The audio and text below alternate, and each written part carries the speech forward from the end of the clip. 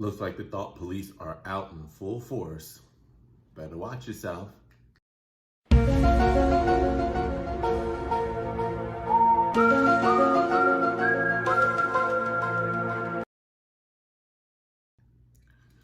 So it looks like censorship is still alive and well out there. And this is one of the main reasons why I started speaking out within the last, what has it been, 8 days now? Wow.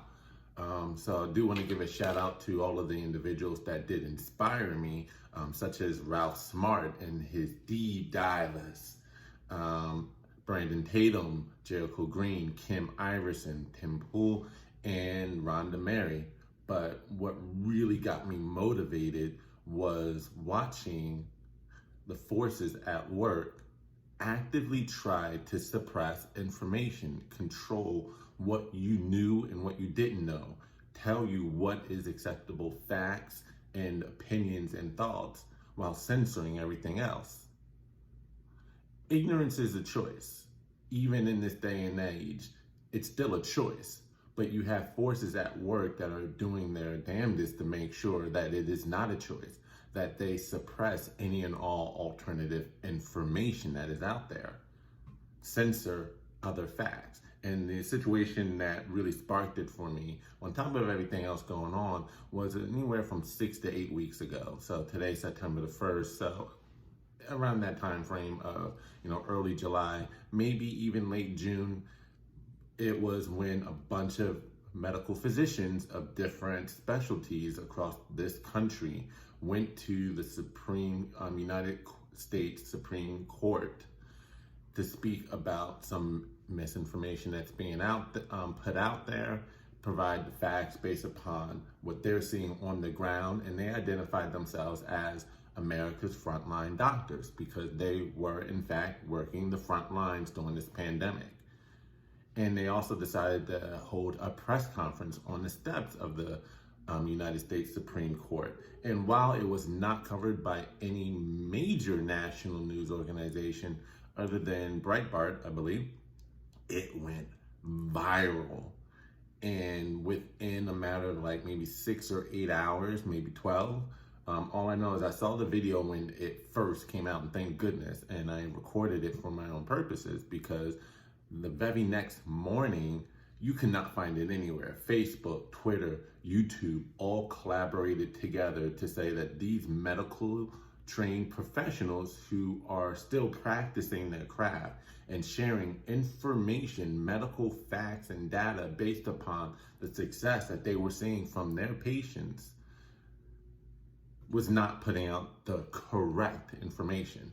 And you and I, as grown adults, Americans, and or any citizen around the world who was able to, who wanted to find that information or video, was not allowed to listen to it.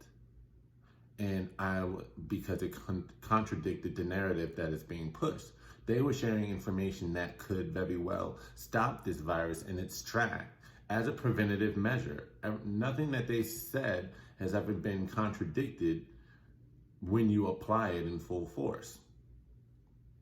But anyway, it was just that censorship that really got me riled up. So I'm seeing it again now. So I don't know if you've seen this story. So here's what recently happened within the last couple of days.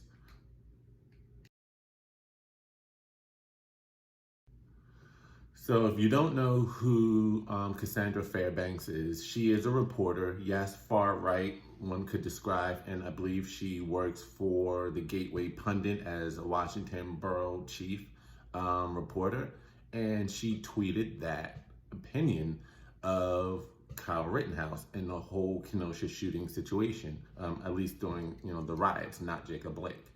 And she just simply tweeted one line: Kyle did nothing wrong. She was not promoting violence. She was not speaking, denigrating any other individuals based upon race, ethnicity, gender, sexuality. She just stated an opinion based upon the facts, and all of the facts show Kyle was defending himself. I guess you can say yes, the only thing that he is guilty of potentially, and there may be a loophole to this, I'm not 100% sure, but you could say he was in illegal possession of a firearm as a minor under the age of 18. But other than that, all of the video evidence show he was there to help protect the community, clean up the community. There's video, or at least still photos of him cleaning up graffiti during the daytime while he was there.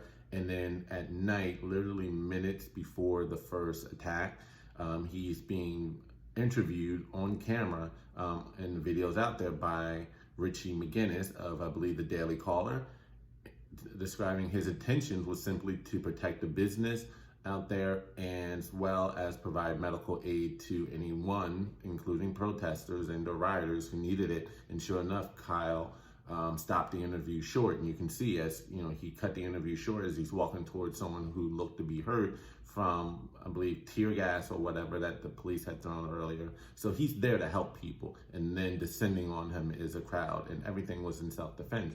You can come to that conclusion, and that's exactly what she did, and she was suspended. Why?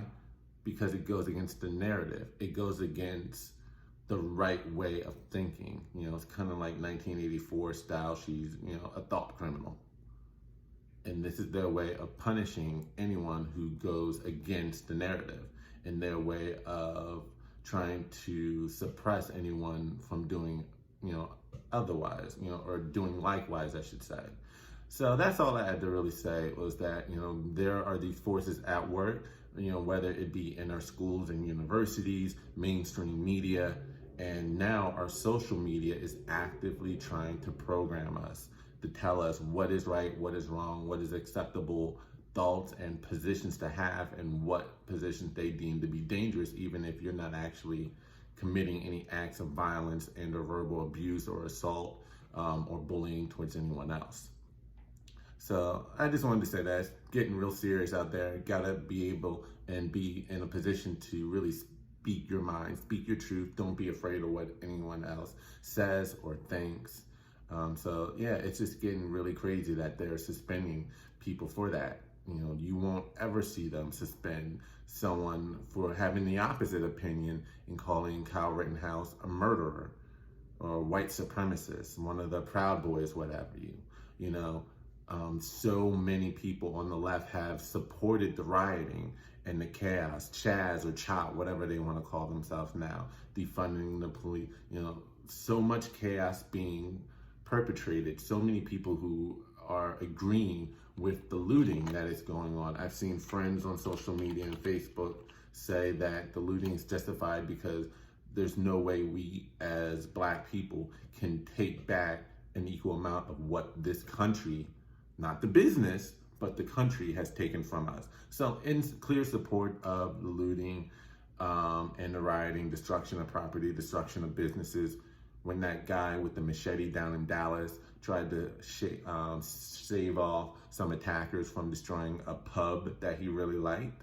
And apparently he was kind of cool with some of the people who worked there. They were saying, yeah, he got what he deserved, play stupid games, win stupid prizes. So kind of laughing off his attack and saying it was justified, that he got beaten to a bloody pulp after that. No suspension. Why? Because the social media powers that be agree with that position, agree that the rioting, looting, chaos, destruction is okay. So we'll support the opinions of those who laugh off and to support the beating of individuals who try to stand up against the rioters. But the moment you give an opinion of someone who stands up against the rioters and has defended themselves, you get suspended. So it's just getting real out there. We really are in the heart of a war, and that's the place a martyr is born. But our enemy really is not one another. We just have to remember that the enemy are the powers that be that seek to divide us from our fellow man and human beings. So with that, we do need to have more dialogue, more conversation. Do not hate your brother, sister, family member, whomever, or stranger, so be it, just because they have an opposite position as you. Just know that they're caught in this matrix. They are being manipulated. Good people thinking that they're on the right side of the issue, fighting for justice, But they're not our enemy. It's the people in Washington, people in the White House, Congress, these fake politicians, people in the media who are spitting their propaganda, and now social media. So keep the fight on, and I shall talk to y'all later. Peace.